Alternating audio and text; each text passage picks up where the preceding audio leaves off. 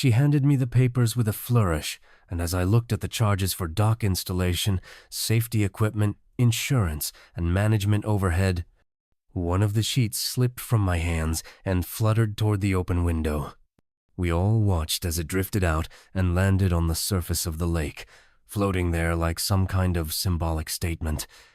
"Payment is due within 14 days, Celeste announced, "or the HOA will be forced to place a lien on your property for non-compliance with community obligations." The meeting concluded with Celeste's victory speech about collaborative community leadership and maximizing shared resources for mutual benefit. While I sat there absorbing the reality that my entire neighborhood had been turned against me by a woman who'd transformed the HOA president's role into a personal profit center, most neighbors avoided eye contact with Sarah and me. But I caught Frank Wright lingering near the door. When everyone else had left, he approached us with obvious discomfort. "I didn't vote for this, Tanner," he said quietly. "Something about this whole thing doesn't feel right. Celeste keeps talking about community benefits, but she's the only one who seems to be benefiting." Walking home that night, Sarah and I processed what had just happened in stunned silence. The woman who'd been elected HOA president 6 months earlier, with promises of increasing property values, had essentially declared war on the newest residents in the neighborhood. As we reached our front door, I noticed an envelope tucked under the doormat, another official-looking document from Celeste. This one informing me that she'd filed preliminary paperwork with the county regarding emergency easement requirements for community access to shared natural resources. She wasn't just stealing my property, she was trying to make it legal through bureaucratic manipulation. The envelope in my hands felt like a declaration of war, and as I stood there under my porch light reading Celeste's latest legal fiction, I realized she'd escalated this conflict beyond simple neighborhood politics. She'd involved government agencies, created fraudulent documentation, and turned my neighbors into unwitting accomplices in what amounted to systematic theft of private property. But what Celeste had failed to consider was that her target wasn't just some overwhelmed new homeowner. She was going up against someone with military training who understood exactly how to plan and execute systematic countermeasures against hostile operations. 3 days after the meeting ambush, I decided it was time to gather some real evidence of what Celeste was running on my property. I dressed like a typical weekend tourist, baseball cap, sunglasses, casual clothes, and approached the dock with my phone camera discreetly recording in my pocket. The transformation of my lakefront was even more extensive than I'd realized.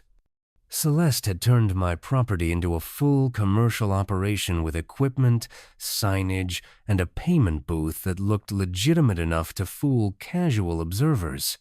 She greeted customers with a badge and entrepreneurial flair. "Good morning. Are you interested in our premium lake access experience?" she asked. I played the role of a curious tourist and eventually handed her $25 in cash to access my own lakefront property. She handed me a glossy receipt with fake legal print and a customer feedback box. It had waivers, customer ratings, and official-looking headers. As I pretended to organize my gear, I struck up a conversation. "Honestly, we basically control this lakefront now," she said proudly. "The new property owner paid premium prices for waterfront access, so he should share the wealth."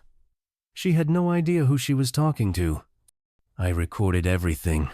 She had repeat customers, reservation books, expansion plans, and I even caught her on a supplier phone call planning pontoon rentals and group events for the spring.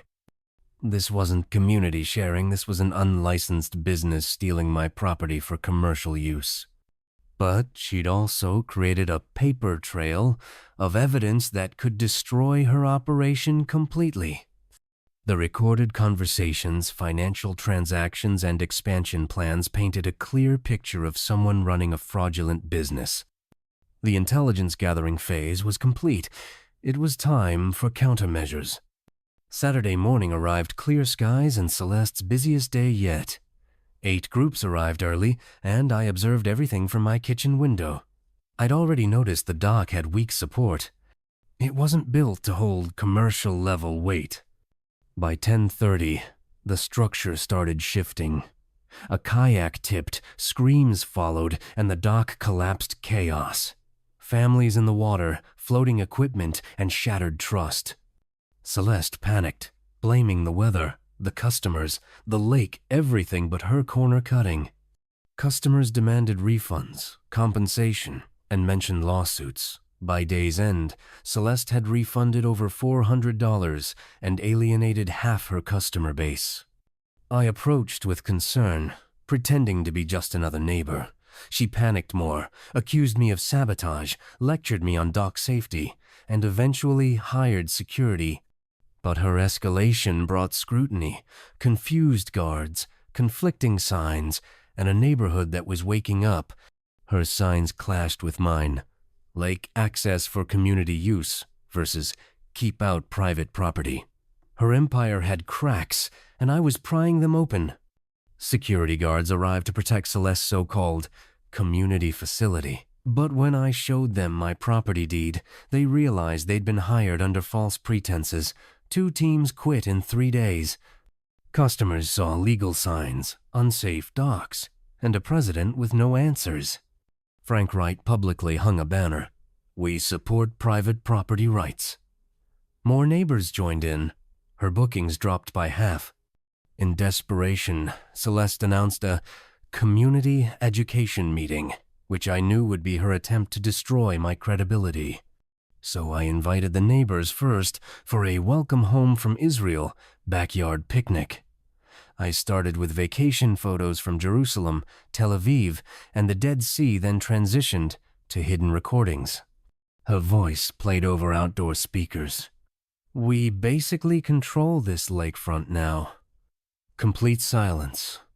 Then came the receipts, flyers, financial docs. Neighbors were shocked.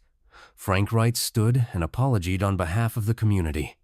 Within minutes, a unanimous vote removed Celeste as HOA president. Even her supporters turned. Celeste barged onto the gathering mid-recording and was met with stone-cold truth. When she threatened federal lawsuits, Frank told her, "Better find a good lawyer." That night, for the first time in weeks, I felt peace on my own property. Sunday morning, neighbors returned with tools and gloves to dismantle everything Celeste had built. Frank Wright led the effort like a military op. Dock pieces removed, signs smashed, materials sorted. I personally took down the $255 day access sign.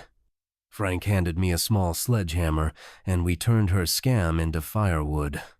A new wooden sign went up. "This lake does not forget." Celeste showed up with a new security team, screaming threats.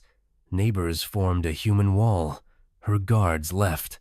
Police arrived, reviewed the facts, and told Celeste to leave or face trespassing charges. Watching her walk away powerless was justice. We held a barbecue using her dock lumber as fuel. Frank was elected the new HOA president.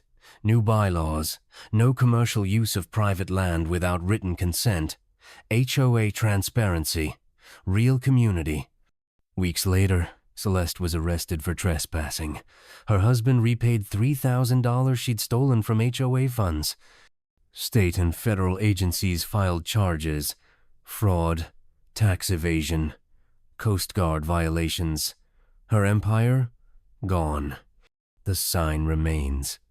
This lake does not forget. It reminds visitors that this lake was once stolen and reclaimed by neighbors who refused to bow to a bully.